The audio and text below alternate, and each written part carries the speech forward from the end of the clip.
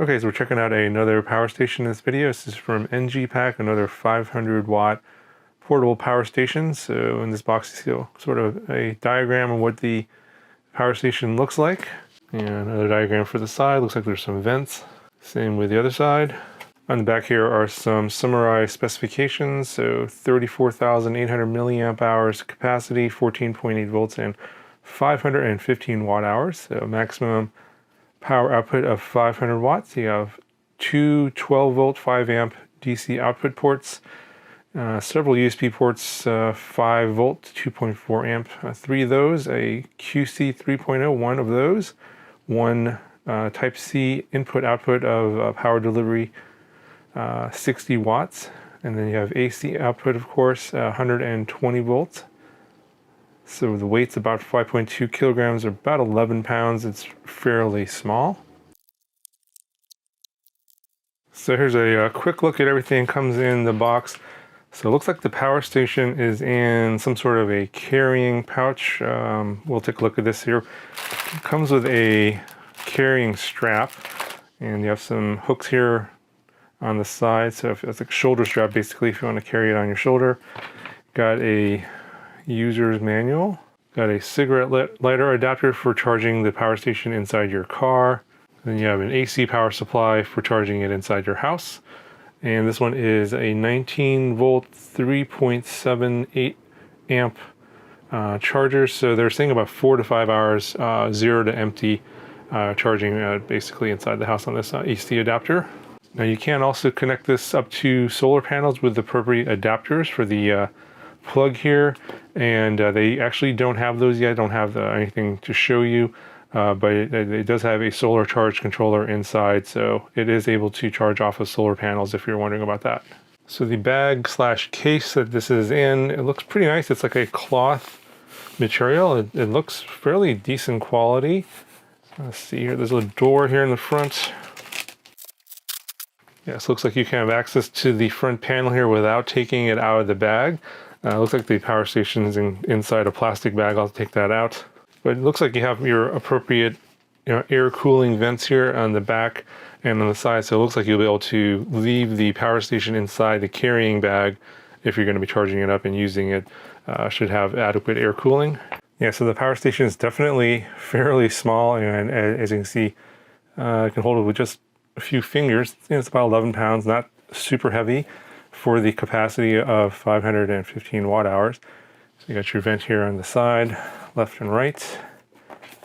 Also got one in the back, and again some specifications here on the back of the power station. Nothing much on the bottom, just some rubber feet.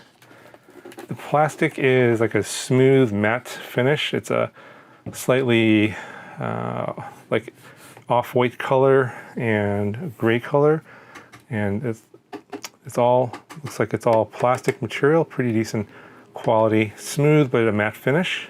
So just to cover the front panel here where all the activity is going on here, you have your LED light.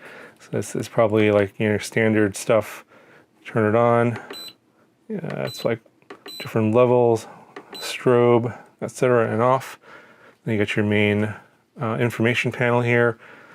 Input here, 12 volts to 30 volts here on the DC input. Then you have DC output here, a cigarette lighter, ports 12 volts there, 2 DC barrel plug outputs at 12 volts. I think these are 5551s, I believe. You have a USB section here. So I think you can turn on these individually. So if you press on DC, you see a little DC on the panel here. You can turn that off. So you can you can just power on what you need, power on the USB, etc. So on the USB section, you've got Type C power delivery at 60 watts and both input and output. So it looks like if you have a USB-C charger, you can charge via the USB-C, charge the power station via USB-C, or obviously we can use the included power adapter for here to charge via the car charging adapter or the AC outlet adapter. You have a quick charge 3.0 port and 3 5 volt 2.4 amp USB ports. And you have an AC section here with 2 AC outlets, 110 volts. Turn that on. And usually a fan turns on. There it goes. So the fan will turn on here momentarily, and I think when you plug in here, and then depending on what the power draw is, you'll have the inverter, which is a pure sine wave inverter. The fan will kick on to cool that down. That's pretty normal. All right, so this one I'll go ahead and I'll demonstrate the charging up of the power station via the AC adapter and also the car port adapter. And then we'll also demonstrate this being used as a power source to charge up other stuff and power other devices, USB, AC, etc. So let's go and do that. Okay, so let's first demonstrate charging of the power station via the AC adapter. And we'll just plug it in. It should automatically turn on the display.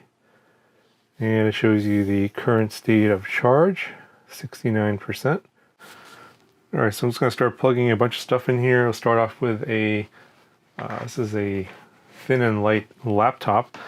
And I'm going to charge it via the USB-C. Go ahead and turn on the USB section.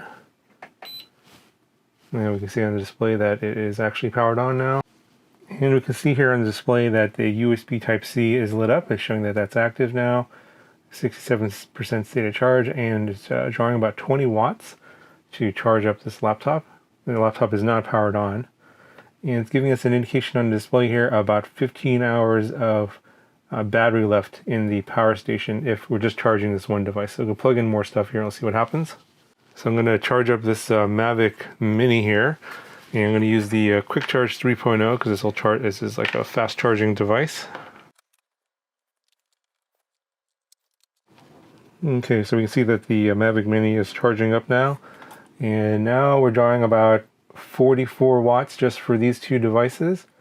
And now we're down to about 7 hours of battery left at 67%. All right, so I'm going to charge up some cameras here. I've got a GoPro Hero 10. And I'm going to use the 5 volt 2.4 amp USB port and USB-C cable. So now that's charging up. It's probably not going to add too much more power draw. So now we're about 44 watts, 45 watts, 65% on the battery, and about 6 hours left on the power station. Got another camera here. It's an Insta360 Go 2 inside its case. Again, we use the 5 volt 2.4 amp USB port. And now we're jumped up to about 48 watts. Let's plug in something here on the cigarette lighter DC port. Turn this on. Plug this in. I'm going to use one of these drone battery chargers here. So I'm going to charge up a 3S battery. So we're just charging this up at about 3 amps, nothing too huge. And now I see that the power draw is now up to 79 watts.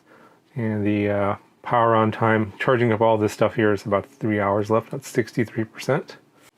Okay, I'm going to charge up another drone battery. This is a Mavic Air 2 battery, and so this one uses an AC charger, so I'm going to turn on the AC now. Plug this in, turn on the AC section. You can see here on the display it shows everything's active now. So we have DC, USB, USB Type-C, and AC. And let's go ahead and plug this in. Alright, so this is charging now too. Now we're up to 128 watts. So you heard the fan kick in and it turned back off. As long as the temperature stays below 40 degrees Celsius inside the power station, the fan won't turn on. So we'll see if we can keep drawing more power and get the fan to turn on. I'm going to plug in something else here on the AC. So I'm going to plug in another drone battery charger. This is a Toolkit RC M6D. And I'm using an AC to DC power adapter plugged in as the ISDT 160 watt AC adapter. And that plugged in on the AC. And now we're up to 133 watts. But I'm not charging anything on this charger. So I'm going to go ahead and plug in a big battery into this Toolkit RC charger. This is a 6S 3300 milliamp hour LiPo. So let's go ahead and charge this up at a pretty good amount of current here. We'll go up to 6 amps. Let's see how that goes. Okay, so that jumped up the power draw to 280 watts at 6 amps on the LiPo charger. Alright, so I'm going to go charge up my cell phone. This is a Samsung Galaxy Note 20 Ultra, and I'm just going to use the 5 volt 2.4 amp, the last remaining USB port on here. I'll plug that in. Yeah, so that's just a regular 5 volt charge here, not adding a whole lot more, but 289 watts now. And I've got pretty much everything maxed out. I think I've got every single port except for the 2 DC barrel plugs. Those aren't being used. But yeah, we're drawing almost 300 watts of power, and we're down to 51% battery on the power station. Okay, so I did unplug a bunch of stuff on here. Now we're down to 46 watts of power draw. I want to demonstrate a hair dryer. This is one of these devices that can draw more than 500 watts, which is the capacity limit on this power station. And that's when you turn the heat on. I've demonstrated this on other power stations. This will draw up to 1500 watts. But if you just use the fan only, or just the air blower only, I think it's somewhat less than 500 watts. I don't remember exactly offhand, but I'll go ahead and demonstrate this. And then when I do kick the heat on, it will trigger the overcurrent protection. That's one of the things that's on here: overcurrent protection, over temperature protection, overcharge protection, over discharge protection, etc. Very typical of all of these power stations. It has all those. Let's go ahead and let's watch the screen here and look at the numbers as to what happens when I turn the hairdryer on. You're not going to hear me talk because the hairdryer will be too noisy.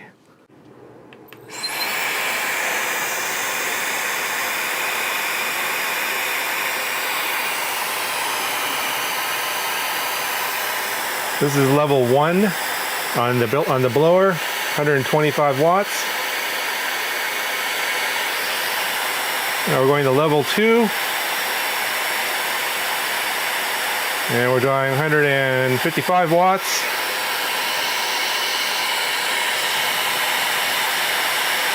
So now we're going to level 3, and we're at 207 watts. I'll drop it back down to level 1 on the blower. As soon as I kick the heat on, it will trigger the overcurrent protection. And there you go, it tripped. So interestingly, it actually triggered the circuit breaker here on the hairdryer, so obviously detected that this port could not provide enough current, and it actually tripped it. But the other devices like the drone and the laptop are still charging. So the power station actually didn't shut off, it just shut off the I guess it didn't provide enough current to the AC port here. Yeah, so a couple last things here to mention about the power station. Inside are 21700 lithium ion cells. So a lot of these power stations will typically use 18650 cells. This is using the larger 21700 cells that typically goes into like electric vehicles, electric cars. So obviously makes the form factor a little bit smaller and lighter, so that's an advantage on this particular power station. But keep in mind, it is still 515 watt hours of total energy inside here. So if you're drawing up to 500 watts, you have basically about an hour of power on time if you're drawing that much current. But as you can see, I plugged in a ton of stuff, and I think it barely got to 200 or 300 watts. So this definitely can charge up a lot of your gear. Is just that the super high current draw items like air conditioners, microwaves, that kind of thing, you're going to need something a little bit more robust with a bigger inverter inside there. Those usually draw like 1500 watts, 2000 watts, or even higher, especially like air conditioners. So this is not for that use case, but for a lot of these smaller, lower current draw devices, laptops, drones, drone batteries, camera batteries, etc. This is going to be great for that, especially if you're, on the road, not necessarily near an AC outlet, camping, outdoors, etc., and you need something to charge up your devices. This is going to be perfect for that. So that's going to do it for this video. Let me know if you have any questions. Link down in the video description. If you found this video helpful, please give it a thumbs up. It helps out the channel a lot. And I'll talk to you guys in the next video.